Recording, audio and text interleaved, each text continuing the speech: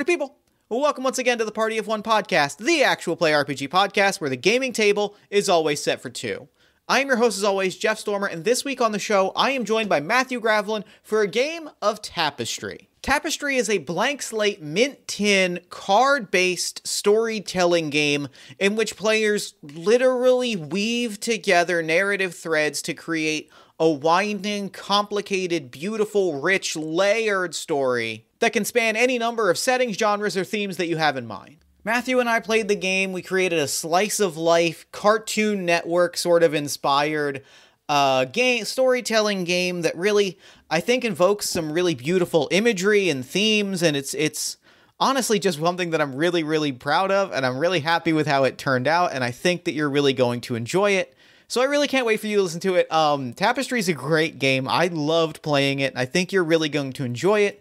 You can learn more about Tapestry by going to Mr. Matthew, that's mr-matthew.itch.io/tapestry, or head to the show notes for more information. Now, briefly before we dive in, I do want to mention that we are still in our year-end Patreon pledge drive to raise money for better guest payments for guests, as well as paying Jen and I for our time producing the show and eventually hiring editing support to take on some of the editing work of the show. Along those lines, I do want to thank our newest Patreon backers, Mossy, Laura Ferbs, Dangerous Commie Subversive, Fiona, Jack John Grogan, and Ben Wallace for your support. We really appreciate it. Thank you for helping make the show possible, as well as helping us do bigger, better, and cooler things with the show. Patreon backers get early access to episodes, raw audio from episodes, exclusive podcasts such as Party of None, an actual-ish play podcast focused on single-player role-playing games, as well as Jeff Stormer Podcaster for Hire, an improvised USA Network-style original series where I solve crimes that occasionally have something to do with podcasting. You can find all of that and more at patreon.com/JeffStormer. And with all that said, let's go ahead and throw it over to me in the past so that he can get started with the show. Take it past me. Thanks, future me. I'm so excited to be sitting down with Matthew Gravelyn. Matthew, thank you so much for coming on Party of One. Thanks, Jeff. Thanks for having me. I could not be more excited today. I've been looking forward to this recording. I think this is going to be a blast.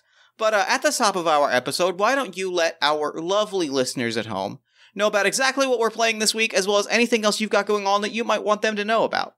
Yeah, so I'm Matthew Gravelyn. I'm a game designer, writer, editor. You might know me from such things as Mall Kids, Clever Girl, Humblewood. Today we're going to be playing one of my favorite games that I've designed, which is called Tapestry. And Tapestry is a mint tin storytelling game that uses kind of like free word association to tell virtually any story that you want to tell. I love it. It was one of those pitches that you threw it out and I was like, okay, this is going to be cool. I'm excited to see how this plays out immediately. I'm pretty jazzed about it, so why don't we go ahead and dive right in? Yeah, definitely. So, like I said, it's a mint tin game. So, like, literally everything comes in this mint tin. If you have a physical copy, there's a little rules book, a deck of cards, and a bunch of tokens. We're going to be replicating that digitally in a virtual platform. But the process is basically the same. We're going to get some cards. We're going to first use those cards to kind of create some characters that we want to explore, and then we're going to use some of those cards to create a story that we want to tell. So I often tell people the most difficult part of the game is deciding what you want to tell your story about.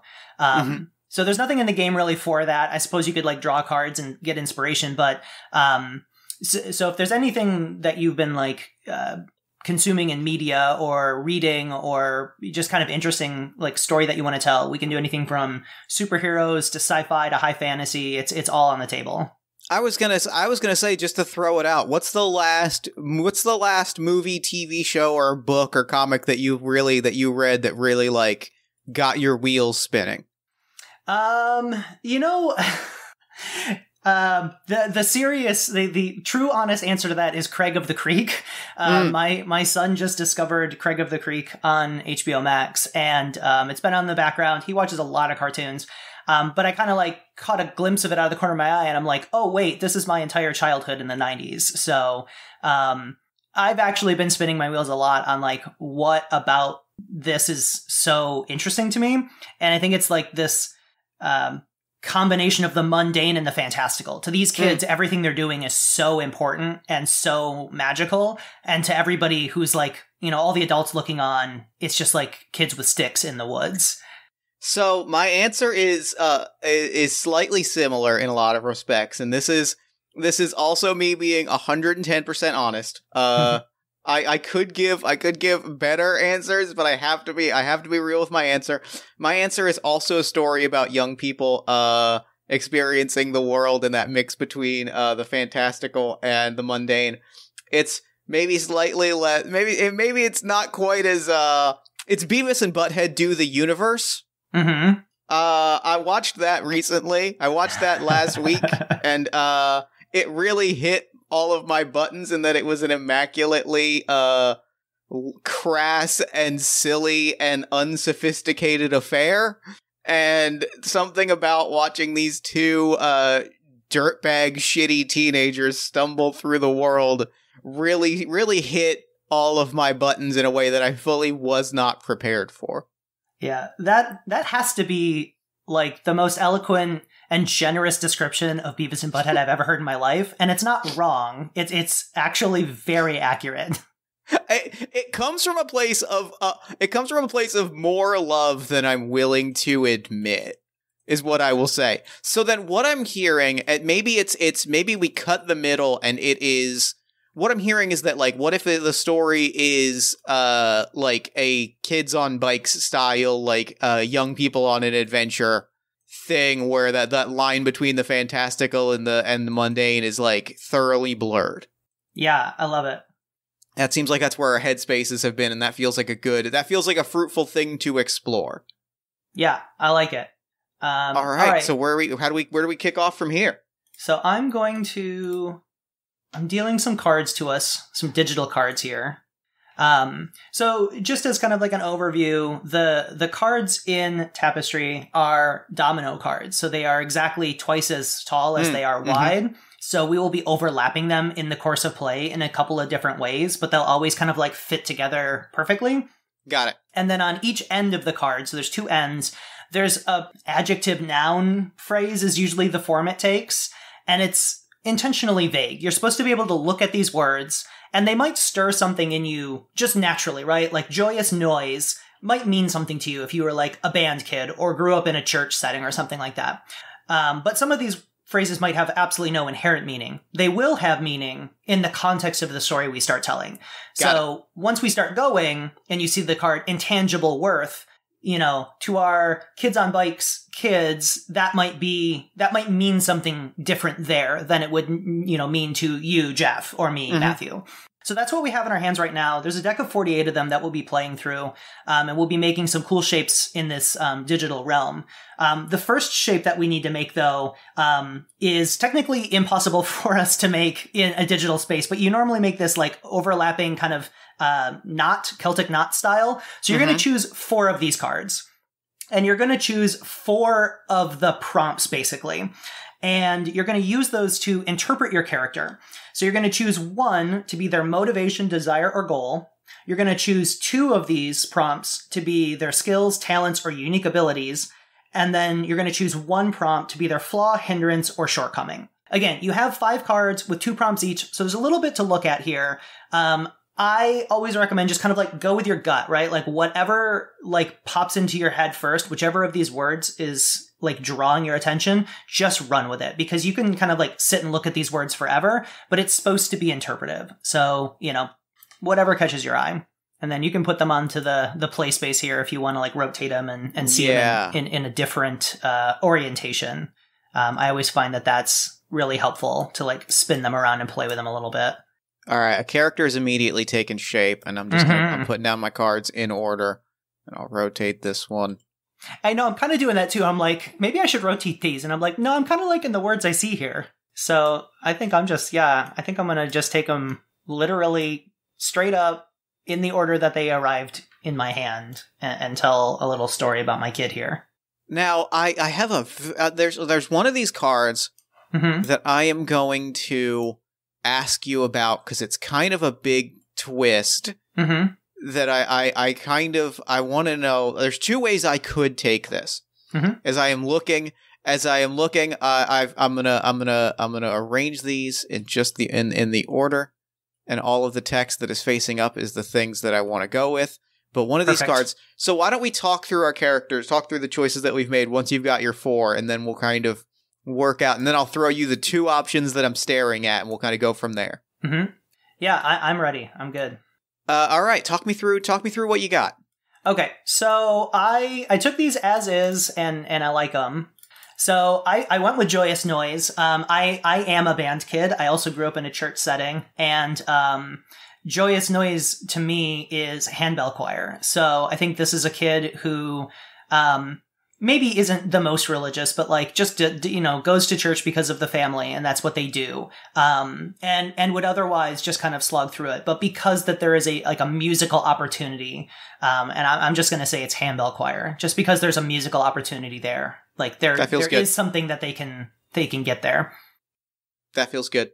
So for the skills, I chose Pleasing Aroma and New Opportunity. And Pleasing Aroma to me was like baking and cooking. I think that this kid has such an unreasonable grasp of culinary arts for their age that, I think they're like known for that. That's like their kid persona that literally everybody knows. They're the only kid who can cook like this.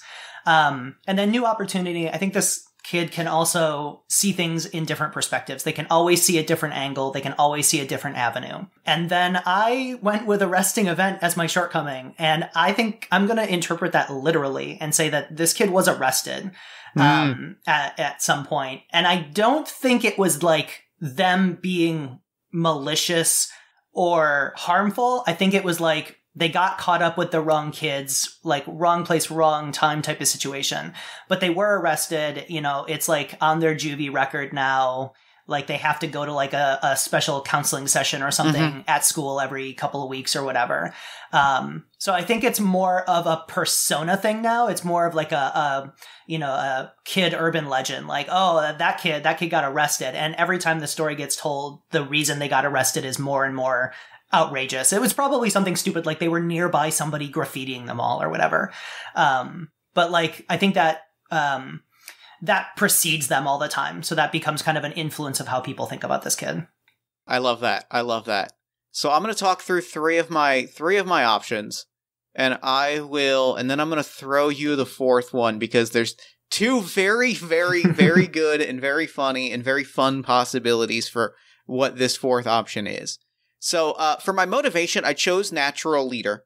But I take that specifically and not meaning that he wants kids to, or wants people to follow him. I think he wants people to see him as cool. And this maps very nicely to the sidecar, the first skill that I picked, which is Unnecessary Risk. Pulling from other things that I honestly love with all of my heart, the vibe that I get is Rod from Hot Rod is like a teenage stunt artist. Yes. I think that is extremely fun. And the bottom card that I chose is Cold Shoulder, because I think obviously this kid feels the need. This, like, I'm picturing him as like the 16-year-old feels the need to be disaffected and badass instead of letting people in.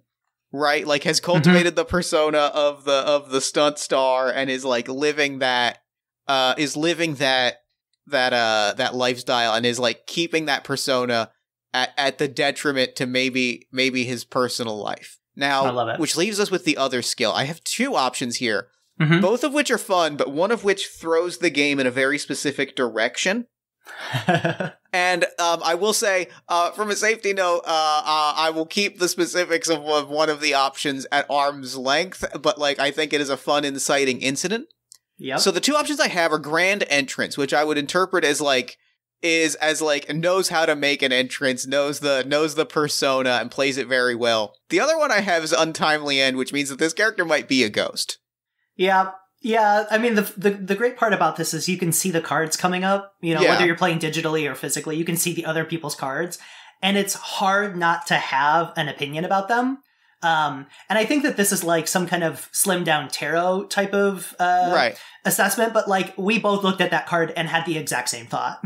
That he might be a ghost? That he's a ghost kid, yeah, like 100%. I think this kid is a ghost. And like the idea that like, I'm gonna throw out, I think the idea that this kid, I'm giving him a name, and it's his name is Chum Squirrely. Chum is the quintessential legend of that kid that died that one time. Oh, absolutely.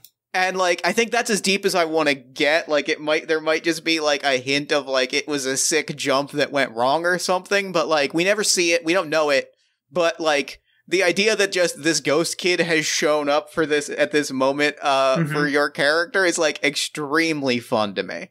Oh, I just had such a stunning visual. Like, the clothes and, like, the bike that they still have as, like, their ghost bike is, like, so at least a generation ago, right? So, like, if we're like 80s, 90s, that bike is at least, like, 50s, 60s, 70s, right? Like, oh, yeah.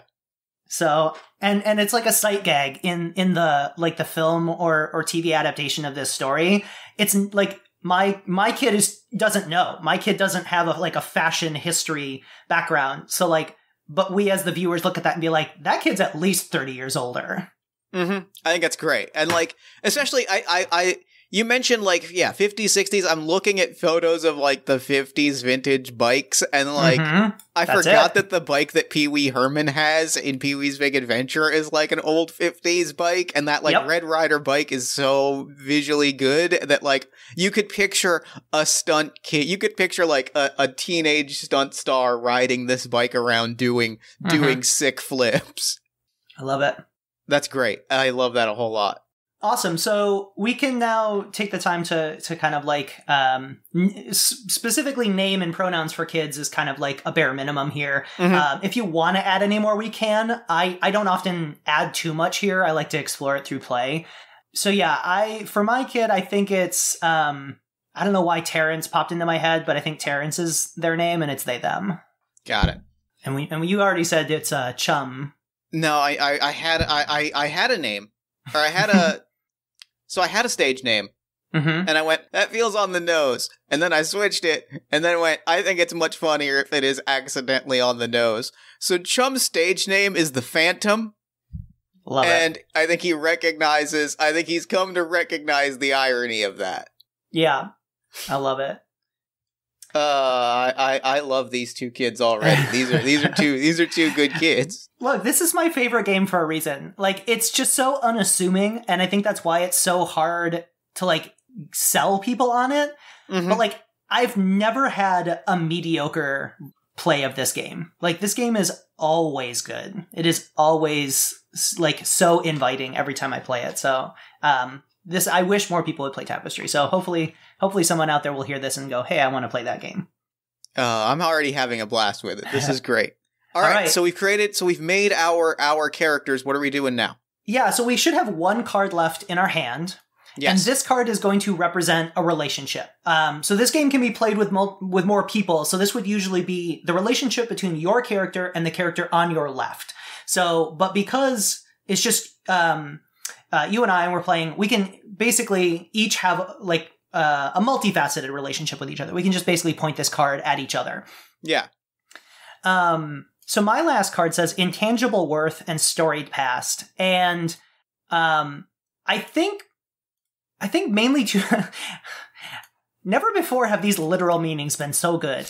Those are both very good. I think intangible worth, like, you are intangible. And I think, like, there's, like, that's what I'm seeing is, like, I think there's, like, so much value in my relationship to Chum because they cannot be quantified. They're not valuable, quote unquote, to me in any real world way. They are only valuable to me, like, they are the purest iteration of a child friendship. Like, they're just there to be with me. So I think that's what that is. And I think the intangible part is just, like, the tongue in cheek, like, that feels wording. Good. So mine are loving embrace and unique events. And on the literal and metaphorical level, I am putting down, or I'm pointing at you, unique events. I think that it is very specifically using another cartoon idea as an example. I picture this as the fact that this is a ghost that shows up and hangs out with you and goes on adventures with you is very unique, but I think it is specifically going back to what you were saying about Craig of the Creek, and also, like, I'm picturing kind of a Jake from Adventure Time of, like, we're buddies that go on like adventures, right? I think that maybe And I was thinking about this, and like, there's a specific ghost kid trope that I'm not as interested in, and I think this is a good subversion of it. Mm-hmm. I initially was going to throw out like maybe you're the only one that can see Chum, and I was like, I'm not as into that, but I almost like the idea that like Chum kind of shows up when a kid is going on a cool adventure. And you just happen to go on a lot more cool adventures, like by virtue of like random chance. Like you just end up in a lot more places where the ghost of a cool stunt kid that haunts this like middle school or small town happens to show up and hang around with you a lot.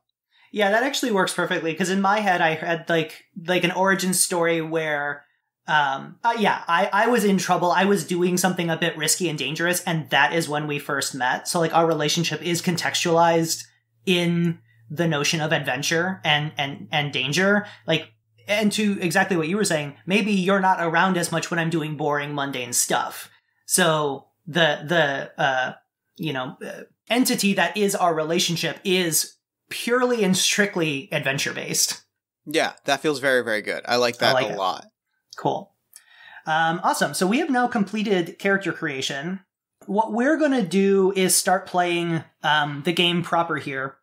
Usually Tapestry is played over 3 acts, so you can like really build up the story and have some kind of satisfying kind of resolution beats where you can end a whole act and then move into something new, or leave cliffhangers and stuff like that. We're going to basically play with the notion that we're going to do 1 act here, and if we kind of breeze through it, we'll go through and maybe do a 2nd act. That sounds great. Now, what we're going to do is we can either take the cards that we have back in our hand and use them to start the game, or we can just kind of discard them and start with a new hand of 5. It doesn't really change anything. I just know some people, they may have agonized over these words for a long time and want to see new ones. I usually just take these back in my hand because I just kind of threw them out there. There's a whole other half of these cards I haven't even looked at. And also, I love the opportunity of recontextualizing them. Yeah. But sometimes I might want to play Joyous Noise exactly in the same way that it was about my, who my kid was, So like, yeah. Anyway, so I'm just going to kind of like stick these back in my hand. I'm going to do the same thing. Let's see. Oh, man. Where's that? Where do I get them back in my hand? Take card. There you go. Okay.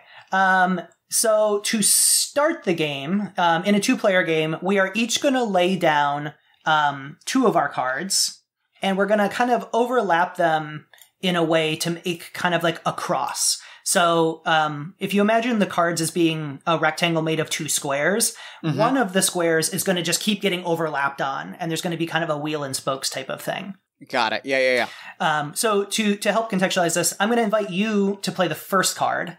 And you're basically, again, just going to play any card that you want out of your hand and choose one end of it. And you're going to use that one prompt to kind of describe a thread, basically, of this act. So this act is going to have 4 threads that we'll explore. And they can be vague. They can be, really mundane things at the start, or they can be big things, and we can explore them later. And then I'll play one, and then you'll play another one, and I'll play one, and then we'll kind of like rationalize the whole thing together before we begin. I love that. So I'm going to do the other side of a card that I played in character creation. And the first card that I'm going to lay down is Fortuitous Turn. And I think what I envision for Fortuitous Turn is, if we're thinking about adventure and we're thinking about like kids and we're picturing that, I'm thinking a schoolyard rumor has popped up about like somebody found a secret cave in the woods near the school, and from there the rumors spiral rapidly. There are rumors that it's like a party cave that the high schoolers used to hang out in. There's rumors that there's pirate treasure. There's rumors that there's a bear and you can go look at a bear. And then there's rumors that, hey, it's a weird, gross cave. Like, no one knows the details. Everybody has fed, like, the only consistent piece of this rumor is, hey, there's a weird cave nearby. Love it. All right. So I'm going to choose a card. So this will be the kind of start of our wheel and spokes. So you can kind of see how that goes. I'm choosing Unseen Forces. I think the small town we live in is a little bit more remote, maybe bordering on some kind of national forest type of situation. And I think that there's definitely like a supernatural undercurrent here. Like we can get into more about what that is later, but maybe it's cryptids. Maybe it's like a legend about a witch living in the woods. You know, this is the confluence of ley lines and physics doesn't have any say here. I think there's a lot of different like takes on it. But I think that's just like an aspect of the kind of, underbelly of this town, maybe some of the older generations that might come into play during our story. That's really good. That's really, really good. I'm gonna throw in another thread that I think is excellent here. Really building this out. I'm throwing in Cold Shoulder. And I'm taking that kind of literally. I think this is, if we're thinking about time, like time of year and like environment, I think it is like end of November, just shy of winter, or maybe it's even like January. So there's not even like holiday lights and stuff. It's just very cold. All the trees are dead, but it doesn't have that necessarily spooky energy, which kind of makes it worse. It's just kind of cold and gray, but there's not snow on the ground. So everything is just kind of brown and a little wet. Yep. You're speaking to a former Midwest kid, so I know 100% exactly the aesthetic. Love it. All right. Man, I have a lot of good cards here that could be interesting. And I think I'm going to... So we got a lot of, like, cool stuff in, like... We got some paranormal stuff. We got some kid stuff. We got some weather stuff. And so I think I want to add just, like, a mundane thing. And put Joyous Noise on here. And say something about, like... You know, maybe there's like a concert coming up. Maybe there's a performance. Maybe it's school. Maybe it's that church stuff we talked about. I think that that's like coming up, and it's like, maybe it's just something on the calendar, like a week away or something. And it's really, it's just like the kind of ticking time bomb of the whole situation. And, you know, we'll see what happens. But, yeah. And I think Terrence is a part of that in some way. Again, we'll find out exactly what it is, but I think that's, what I'm basically setting up is stakes. At some point, Terrence might have to make a decision between doing this and doing something else. That's great. I love that. So we've created a little cross here with our 4 different threads. And in the middle, we have now created a core, which is the other end of my last card, which is Uncanny Appearance. Which is admittedly a pretty good last card to land. Which, yeah, I know. I picked Joyous Noise, and then I saw the other side, and I'm like, no, this is probably correct. So we basically interpret that core together. And it doesn't have to be super deep. Again, it doesn't have to be very verbose. It's just like, this is kind of what ties everything together. And I mean, a lot of this already speaks to this, right? We talked about like the appearance that the weather has given this place. It's not joyous. It's not even spooky. It's just kind of dreary. And the cave and the forces. There's an uncanny detail I want to throw in immediately related to that like is hitting based on the card you just put down. I think whatever this concert event is, it is like there's a carnival or a fair energy to it. And so like the sort of dreariness of the town is like mocked up with like fields of tents and sort of like hanging paper lanterns, just kind of like dotted around this sort of gray and dreary landscape. And that appearance of like, that just adds to that kind of uncanny appearance, right? Is that like, because I think that like we're seeing it be set up, so there are like there's a tent and there are some lanterns, but like nobody else is around. Yeah, we've kind of created like the town has kind of created this artificial abandoned quality. Yeah, almost you might call it a ghost town. Almost. All right. So we've created our core here. So I might not use all the official terminology here, but obviously the game is called Tapestry. It's about weaving a story. A lot of the game terms that I have chosen for this have to do with that. So you might have heard me say thread, stitch, knot will come up. Like, I'm not going to necessarily say them all correctly because I just want us to like play and explore. But so that's kind of like the vibe here. To that end, we have now created 4 threads. And we're going to take turns playing more cards into this overall spread. And to do that, there are 3 different ways that you can add to this.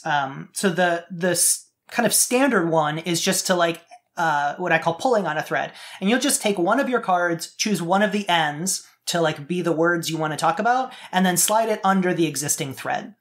So if I wanted to take a card and talk about, the cave, but maybe I have this like pleasing aroma card, I can tuck the unwanted advice portion of it under fortuitous turn because I don't want to look at that and talk about the pleasing aroma of this cave. And that just builds on something. It really doesn't necessarily cause any chaos or anything. It just kind of like extends what we're already talking about. Yeah. The other second way you can do it is you can split a thread. So you can take your card and you can place it kind of crossways like a T across it. And what you do in this case is you'll use these 2 prompts to describe 2 avenues that this thread might take. The difference here is that on your turn laying this card, you're not actually going to answer any questions. You're going to pose questions. You're going to say, okay, we're talking about this cave. It might have a pleasing aroma and it might be unwanted advice. What do those 2 things mean? And then the next time somebody plays in this thread, they have to choose one of those aspects to play off of and place a token on the other side, which is a knot, which means that portion of the thread is no longer accessible to us. So if we decide that the cave does have a pleasing aroma and that's very weird, then we put a knot on unwanted advice. We're not worried about that anymore. Got it. The other way we can add to this is by kind of splitting and like adding to a thread existing. So if we already had some cards here, I'm just going to throw a bunch of my cards onto the table here for purposes. Like if we already have this kind of going here and we get all the way out here to a resting event, we're like, I'm not really interested in that anymore. We can put a knot on the end of that, go back somewhere in the thread, add another card branching off somewhere else and go, let's talk about intangible worth now. Love it. So we can do that in a couple different ways. And if, we can definitely threw a lot at you there just for a second. So, we can review that. Mm-hmm. For a round, we're each going to play 2 cards. I'll play a card, you play a card, and then again, drawing cards as we exhaust our hands. So we always have some cards in our hand. After we've each taken 2 turns, the round is over. We'll take turns placing knots on threads. So we'll just say at this point, one of these threads is done, right? Maybe we've decided that the weather plot line is kind of played out and we've explored it as much as we want to. We put a knot on it. And that just helps kind of focus the rest of our act into the interesting stuff that we want to focus on. Love it. Yeah.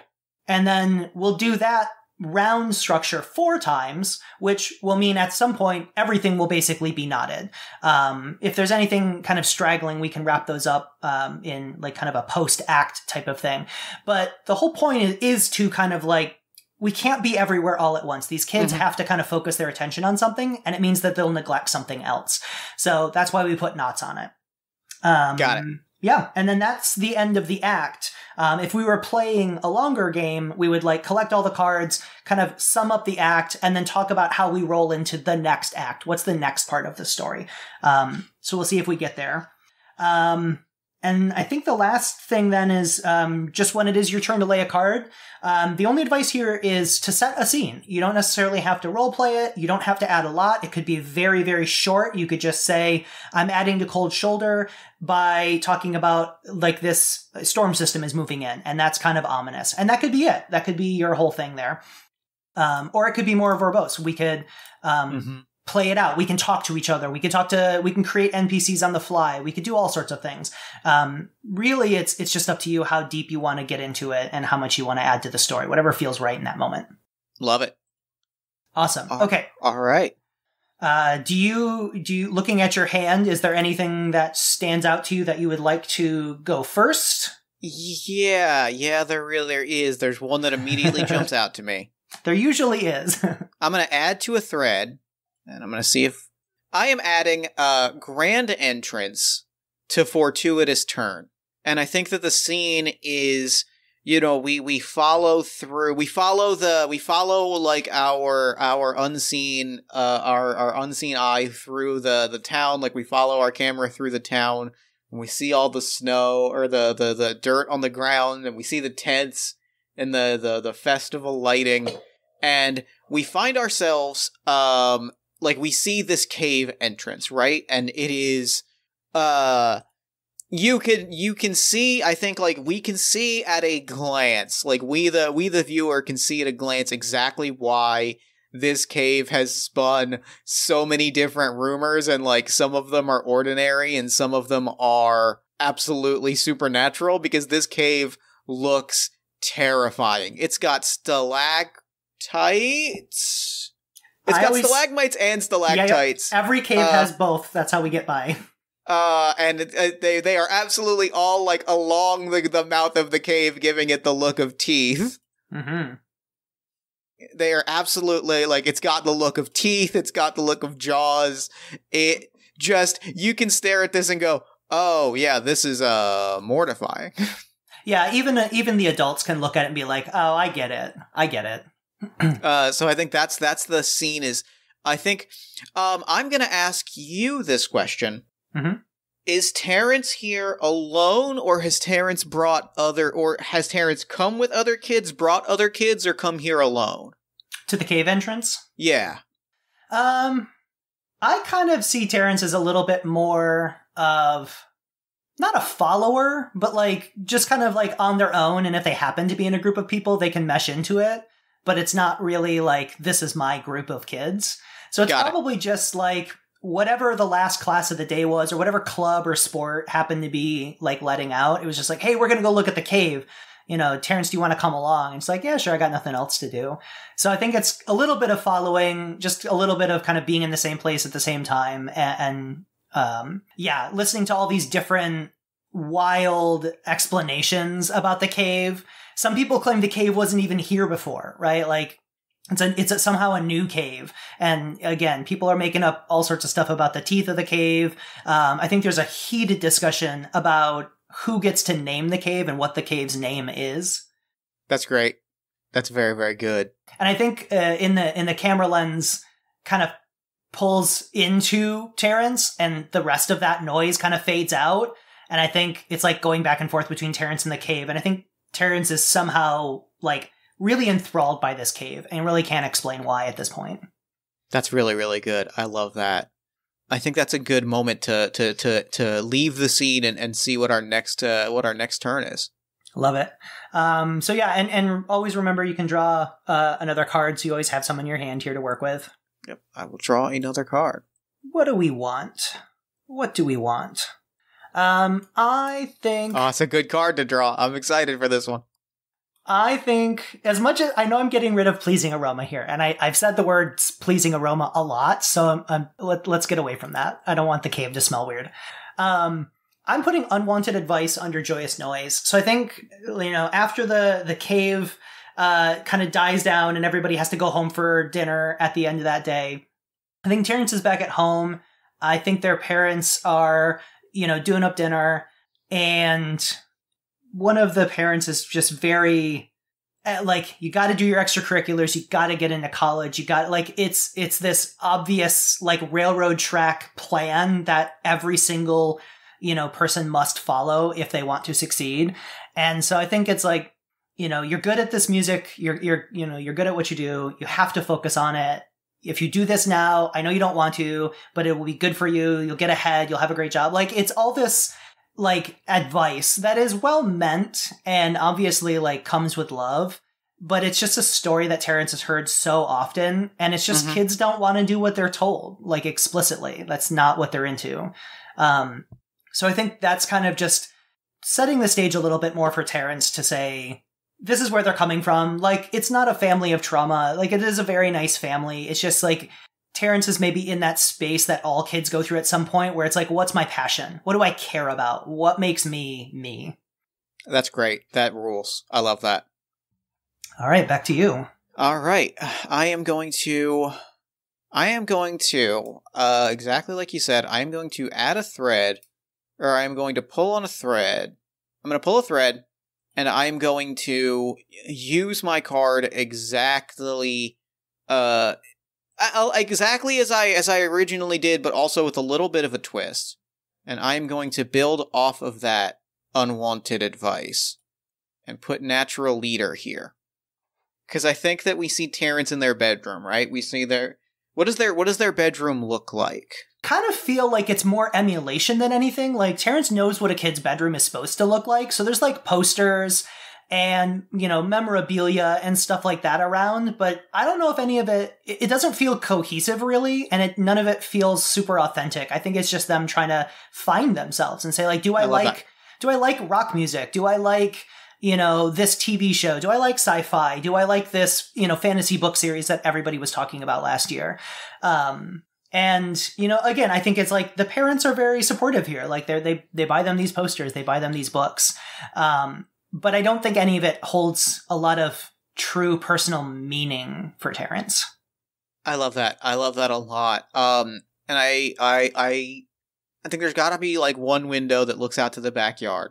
Yes. And I think through that window, I think like we see over Terrence's shoulder, and I imagine at this point Terrence is fairly unfazed, even if we the viewer have a moment of panic, as we see wearing like a 60s like a pseudo evil Knievel outfit on like a red 50s bicycle, flying towards the window as if from like the sickest jump ever.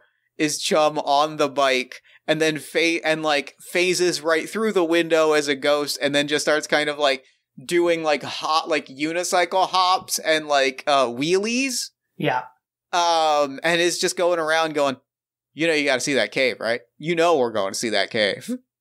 I saw the cave. I think this is Terrence. Like, Terrence is trying and downplay the cave because it made them feel so weird. So it's just like, it's just a cave. Like, Well, you saw the outside of the cave. You didn't see the cave. Yeah, I think Terrence has been like constantly thinking about that cave. I think Terrence is very quiet at dinner because they've been thinking about what's inside the cave. Yeah. But I think like the weird part is every time they try and imagine what's in a cave, they can't see it. They can't see anything. Every time they think about the cave, it's just dark in their brain, which I think is exciting to them, but also a bit scary. And the thing that I love that I'm learning about Chum in this scene is the idea that Chum like appears to kids when they're about to go on an adventure, but is also kind of a devil on your shoulder to be like, I think you need to do this really. Right. You need to do this really. It's a chicken and egg. Yeah. Am I going on an adventure and therefore you showed up, or is the reason I'm going to go on an adventure because you showed up? I think that's great. And I love doing tricks and like riding a circle around Terrence and being like, you heard the stories. I've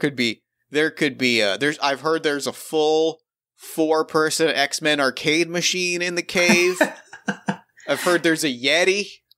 Who can say what is true? You can say what is true when you go in the cave.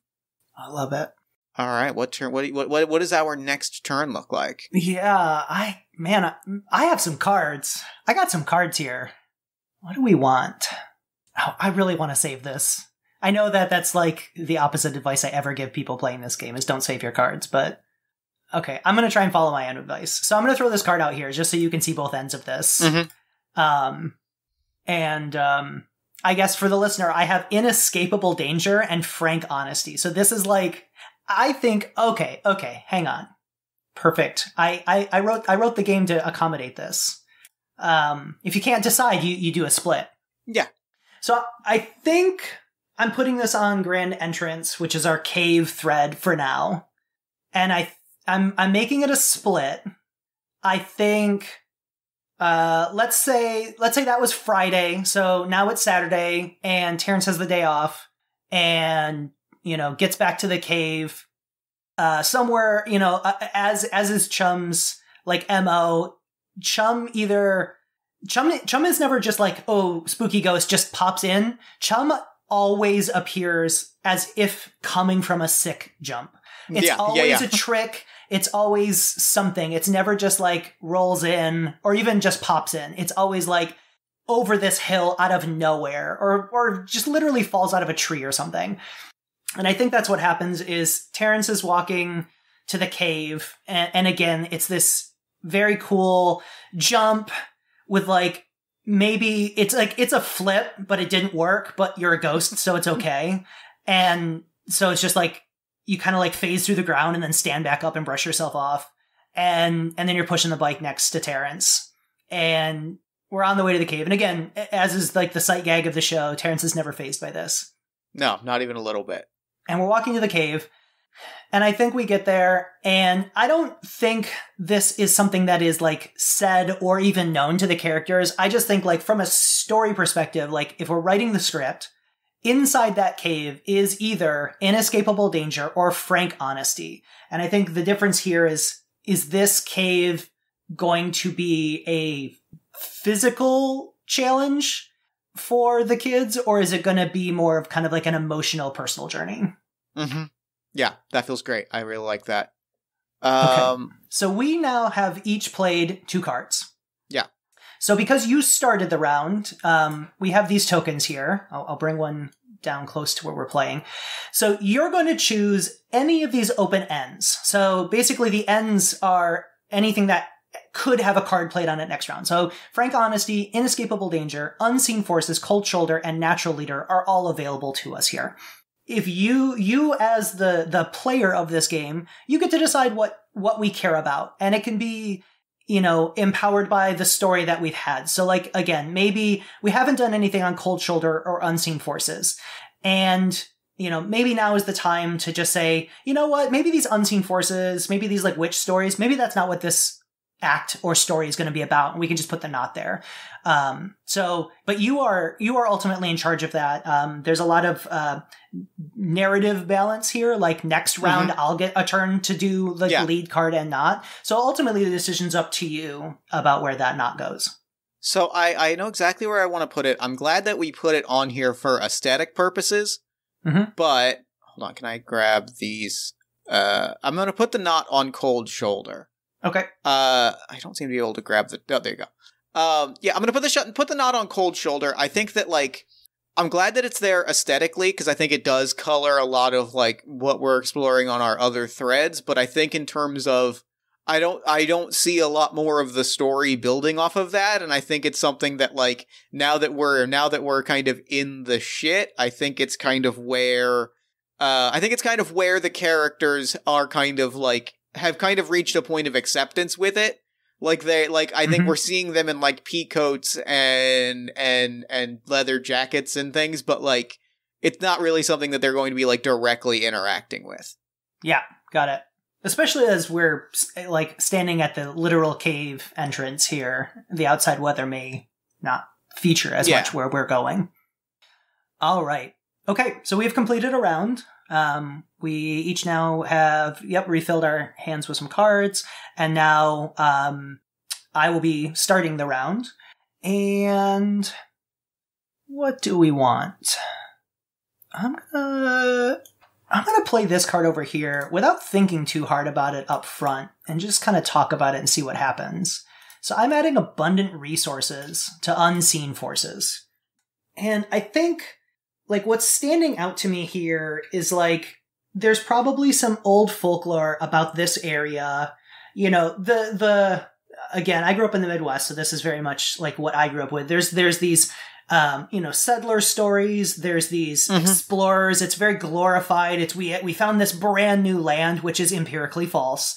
Sure. And it's these people came to this area, and it was, I don't think they came here for resources, but they were just like whoever started this community was leaving some other area. And maybe it was like a group of people who didn't fit into the social and religious norms of the day, and they were a little bit weird, which might explain some of our unseen forces, like lore in this area.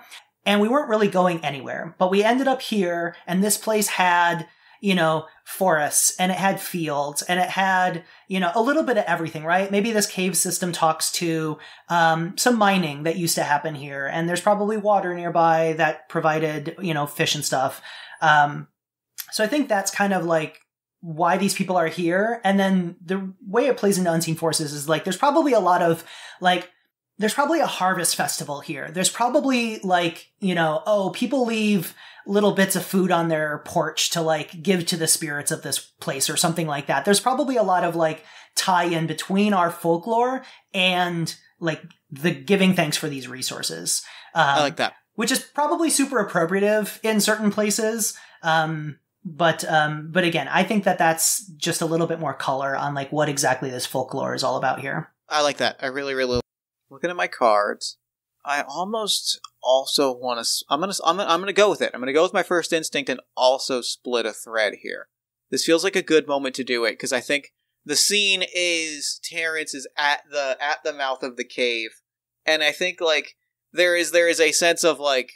There is a sense of this also kind of establishes Chum's character a little bit in that I am splitting the thread of natural leader of either pertinent warning or messy outcome.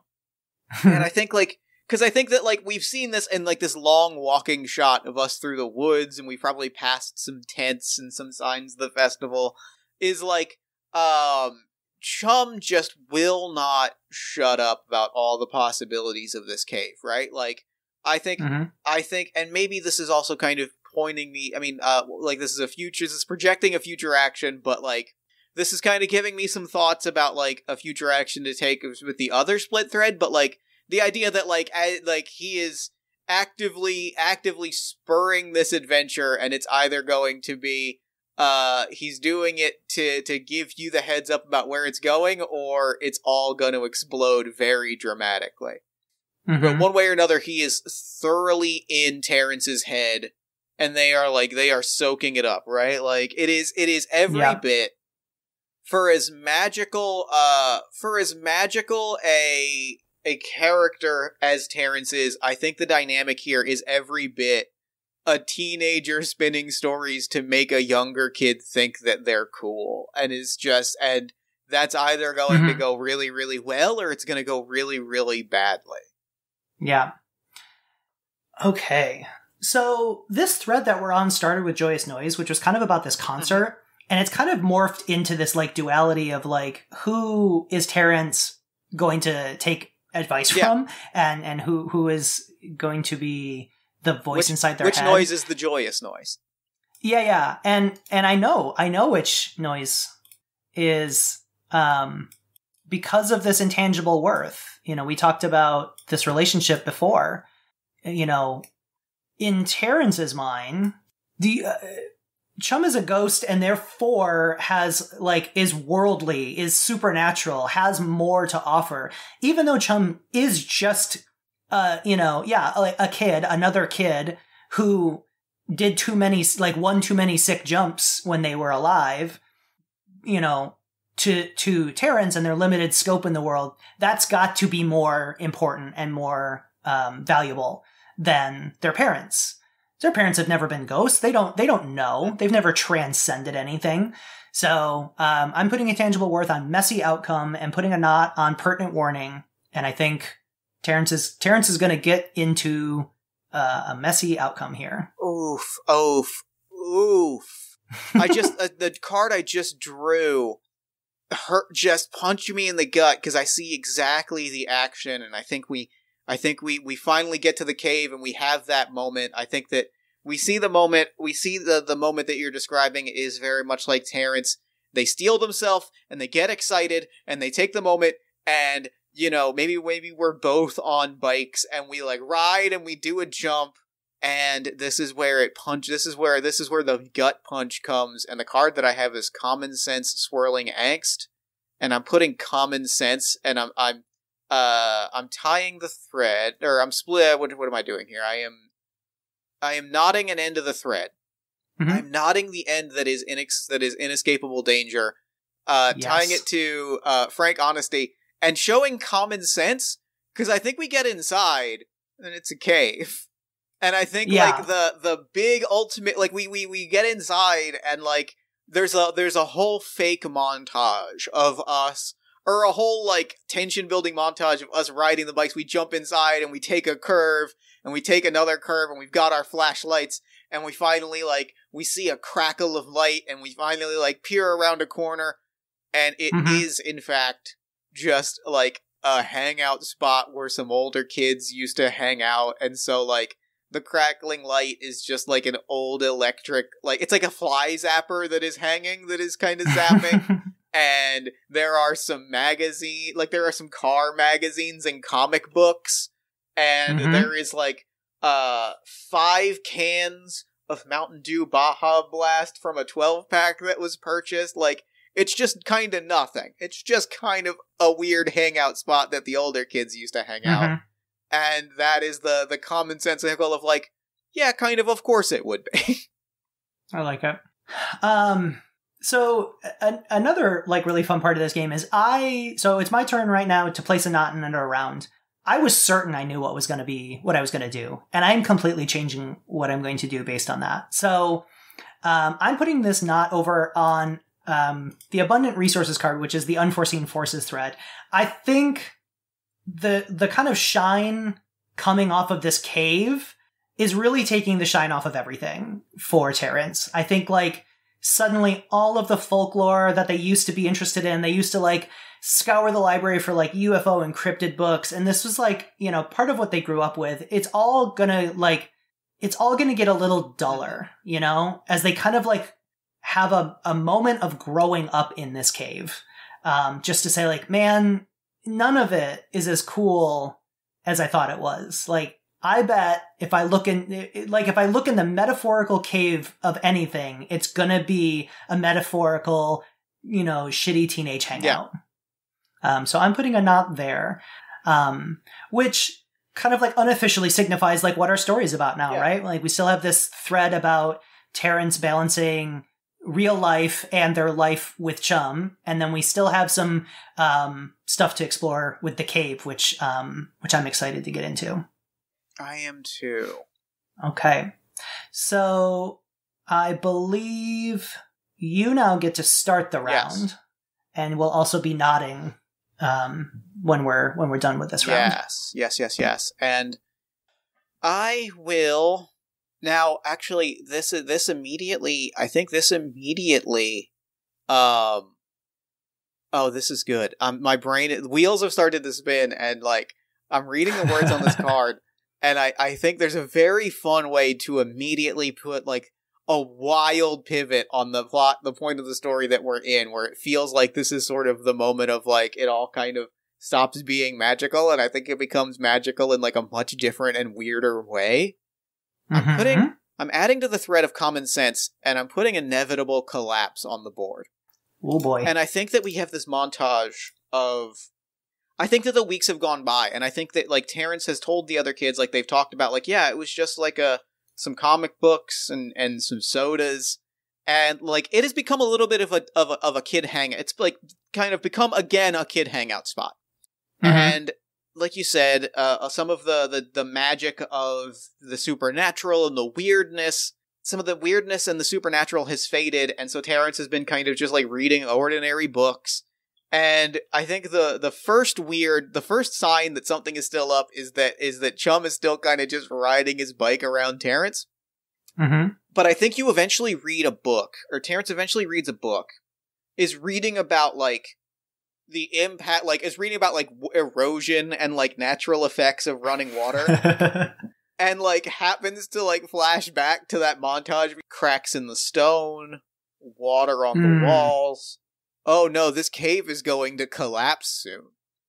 Yeah, like, identifies the exact, like, sedimentary composition of the cave wall and goes, like, oh wait, kids shouldn't be in there banging on walls and stuff. Yeah, and I do think we cut to a kid just, like, banging drumsticks on a wall, just, like, having a blast, and, like, you see, like, the little bits of rock, like, tumbling around them, and it's like, oh, this cave is gonna fall in on itself, and this is, in fact, horrifyingly dangerous. And suddenly, this ghost of childhood adventure floating around makes a lot more sense in this moment. I know the card and I know the place, and I'm gonna play it, and I don't think it's quite right for the rules, but you know what? It's my game. Go for it. So, okay. So on inevitable collapse, I'm playing a split card that has enticing option and unexplained loss. And I think what I want to get out of this is that Terrence now has a decision point where they are now burdened with the knowledge of this cave possibly collapsing, right? Like a real, actual danger. This isn't metaphorical. This isn't spooky. It's not even necessarily supernatural. It's just like that cave could collapse at any moment and anybody in it, like, literally could die. So I think they're burdened with that. And I think that they also are presented with some other opportunity that would otherwise occupy their time. So, again, I don't think following these two options really follows the rules strictly of the game as written. But I think that's what I wanted to try and get with this card is whether or not Terrence is going to pass up some kind of enticing option to go like deal with the cave situation, or are they going to ignore the cave situation and go follow their own path?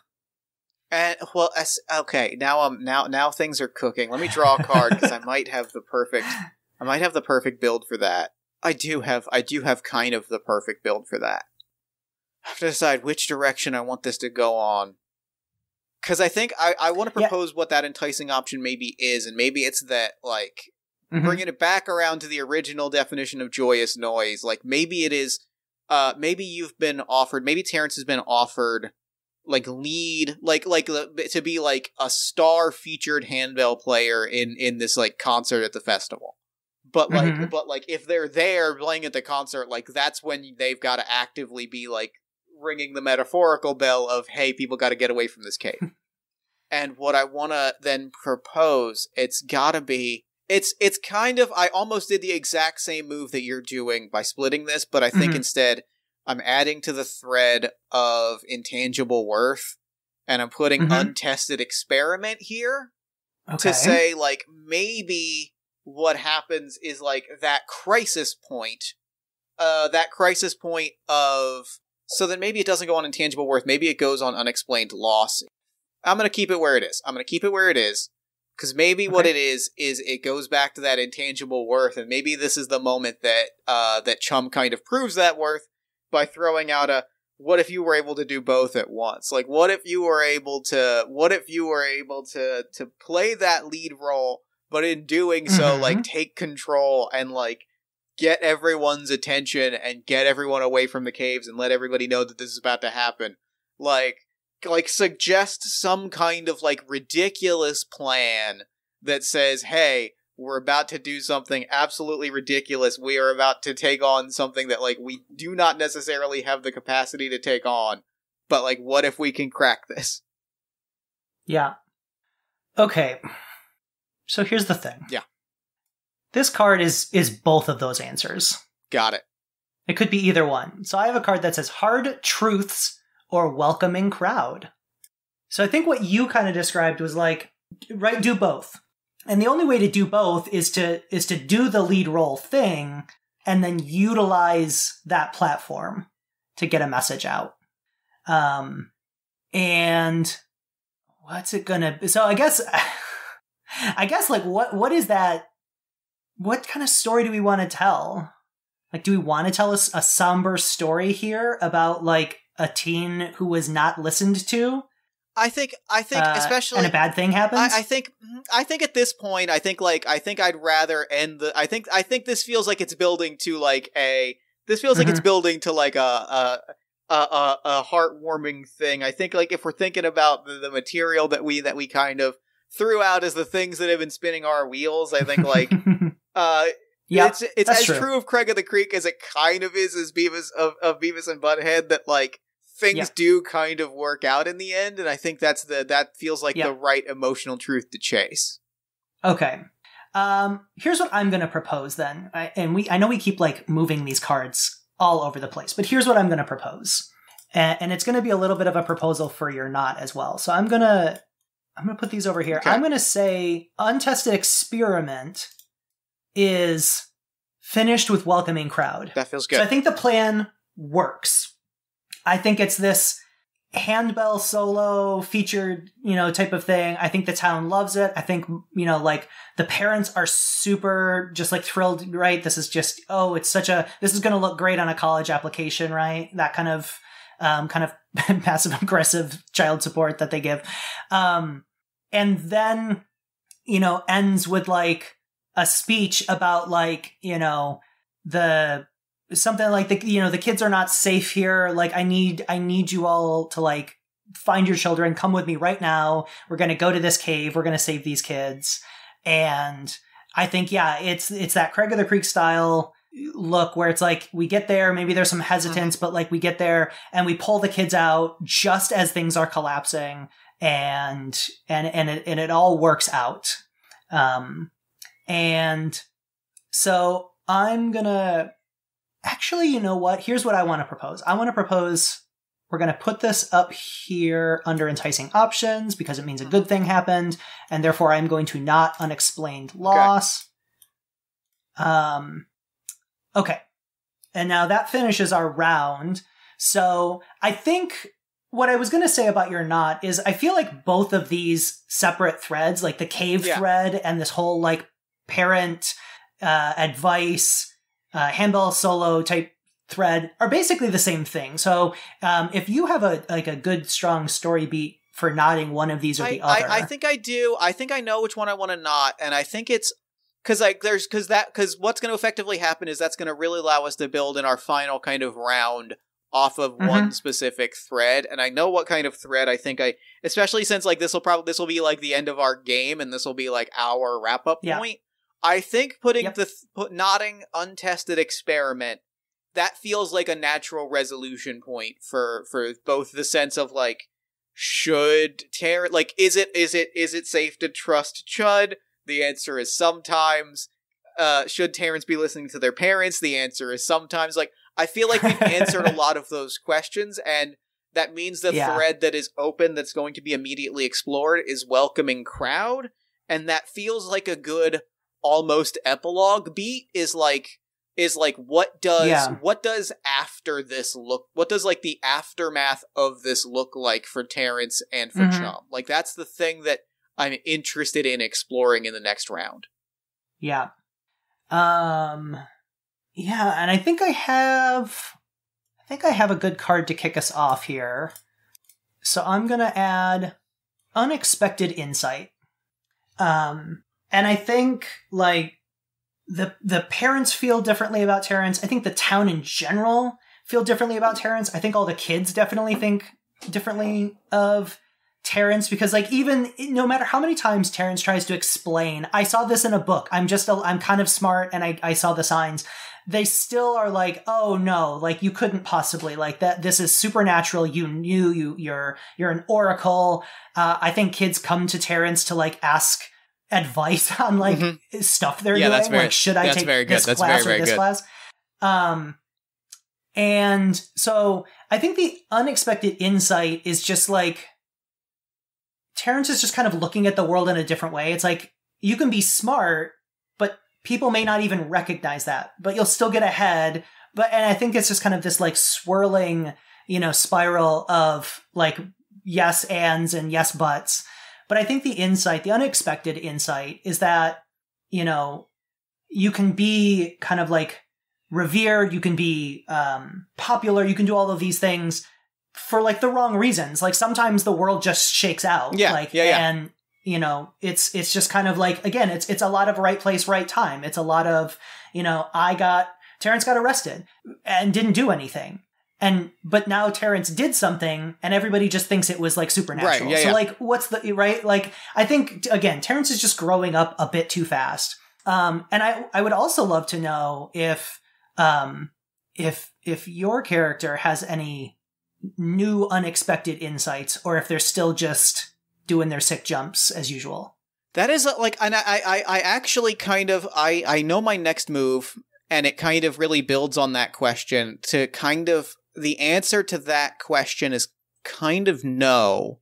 And it like, because I have this card that like really like splitting this thread is really fascinating in this particular way because I have loving embrace and unique events. I think that, like, answering that question is no, right? Answering the question is whether Chud has learned something or whether Chud is still just doing sick jumps and showing up and offering opportunities at adventure. It's so interesting to picture, like, it brings us back around to that inciting moment, right? That sort of devil on the shoulder, like, hey, do you want to go look at a weird cave? I think that there's a moment where the Phantom shows up and, like, is riding, and there's this moment, right? There's this moment of decision, and loving embrace maybe takes the form here of, I think it kind of, this kind of represents sort of the crossroads moment for Terrence of, I see Chud is presenting me with another, like, big weird opportunity. Maybe it's, hey, did you hear that they maybe sort of found, an old box that fell off of a boat? Who knows what could be inside? Like, maybe we gotta go by the docks and look at this weird old box. And, like, it represents, like, unique events is very much like, do I continue to follow Chud and this weird sense of, like, small town adventure, or loving embrace? Do I move away from that and look towards something a little more mundane and a little more everyday? I gotta throw a little sad in here, but I think it'll be okay. Okay. So if I heard correctly, like, loving embrace is like go off with Chud and continue doing these things, and unique events is kind of like get back to the town and everything. And I think I want to play unchecked happiness on unique events, though.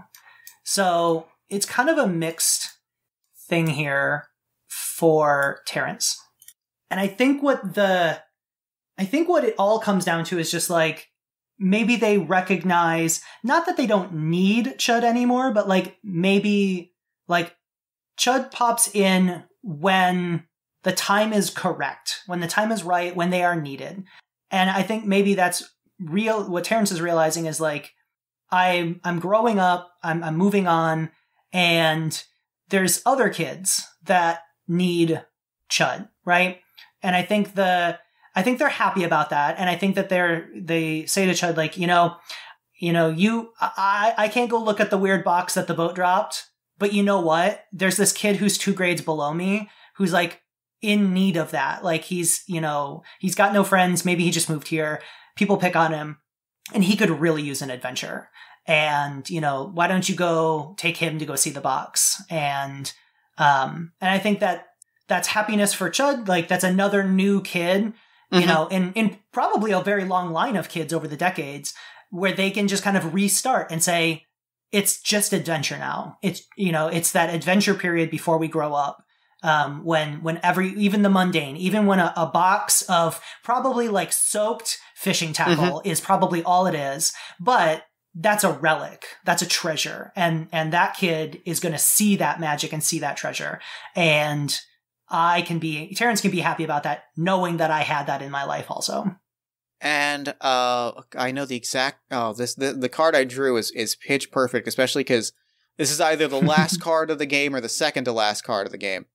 I'm playing Promising Future on that. I'm pulling this thread further and playing Promising Future. And I think that like we skip ahead. I think that maybe we don't skip ahead, but maybe we like Terrence, we cut to a few days later. Terrence is like in their cooking class. Like Terrence is in their cooking class, is baking a cake, is like putting the finishing touches on a cake, and like happens to look up, and I think there's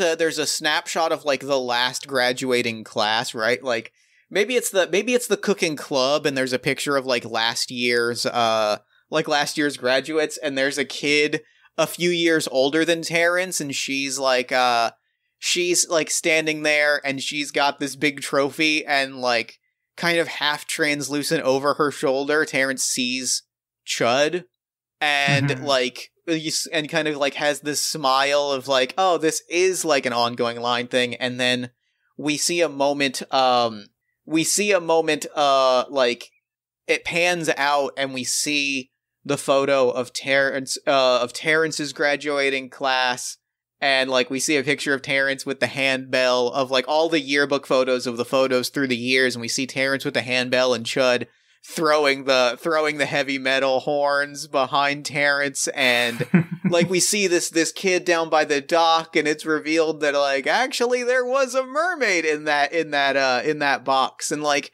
we get all of these little things, and, like, it's just photo after photo, and and Chud is in the background of all of them. And it's, like, years and years, and we see a grown Terrence, maybe even as a teacher at the school or as a chef or wherever they end up.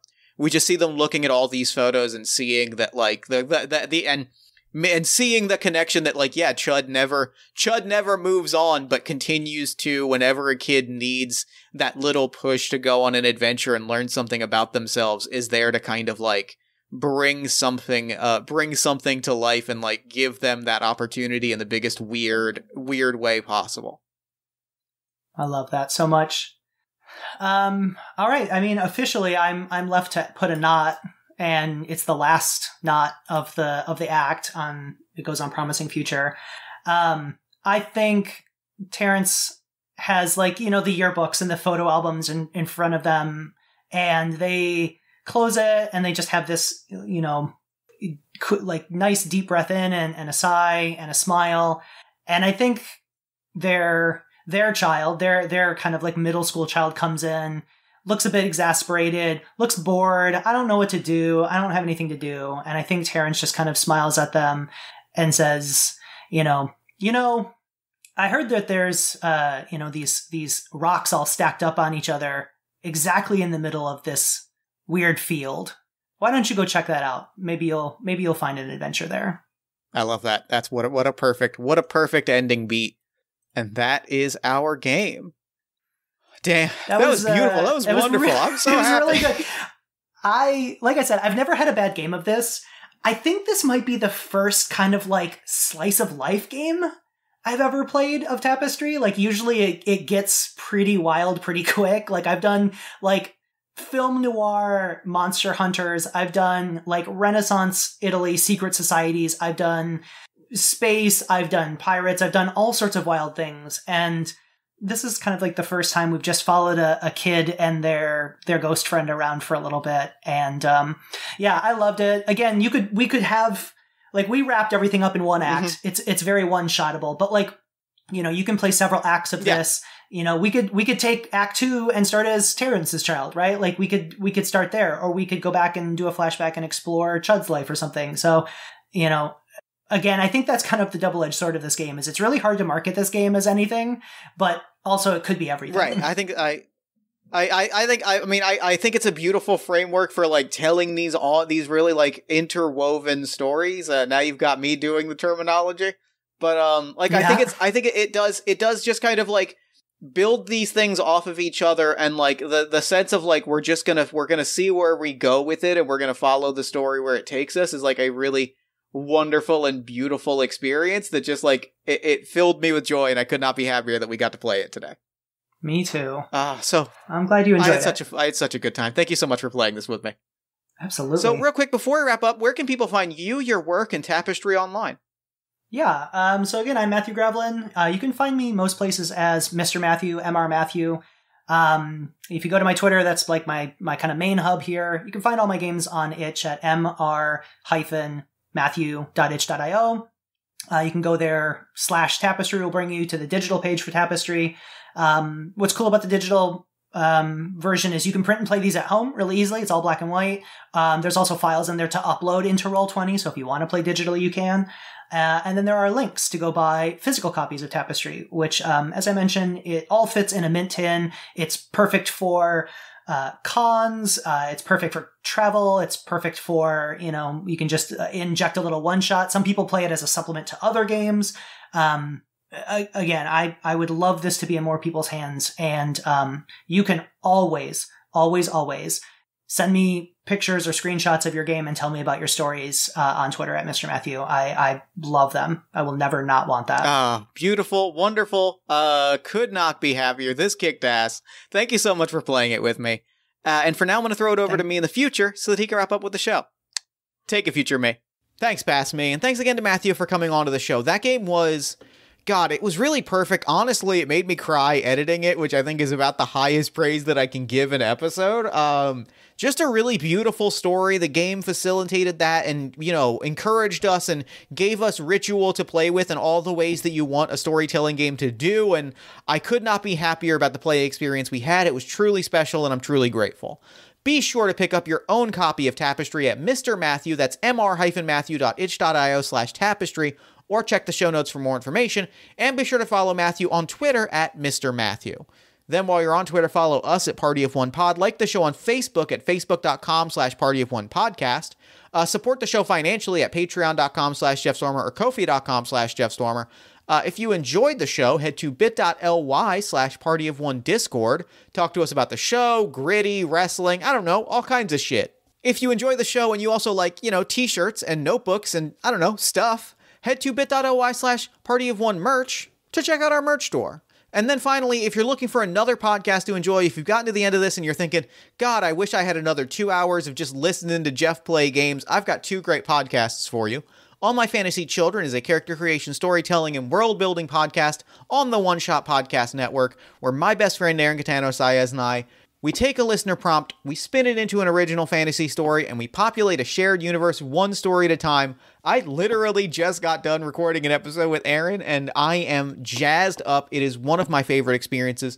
You can find more information about that at oneshotpodcast.com. And you should also check out Yazeba's Bed and Breakfast, a 4-episode miniseries I produced with Possum Creek Games that recently won the Best of the Best award at Fiction Podcasting at New Jersey WebFest. One of the coolest things that's ever happened to me, and I'm not going to stop screaming about it. That's a slice of life actual play about a magical bed and breakfast, a heartless witch, and all the many people making their homes inside. You can find that at tinyurl.com/Yazeba's podcast. Party of One is produced and edited, as always, by Jeff Stormer and Jen Frank. All music for the show comes from the song Infinite Lives by Mega Ran featuring the D&D Sluggers, and the Party of One logo is by Evan Rowland. If you'd like to inquire about advertising rates, coming onto the show as a guest, or about press coverage, you can email me at partyofonepodcast@gmail.com. And I think that's all we do here, so until next time, thank you so much for listening. Remember to fight the forces of fascism every single day. Remember that self-love and self-care are radical and defiant acts of resistance. And as always, party on, everybody.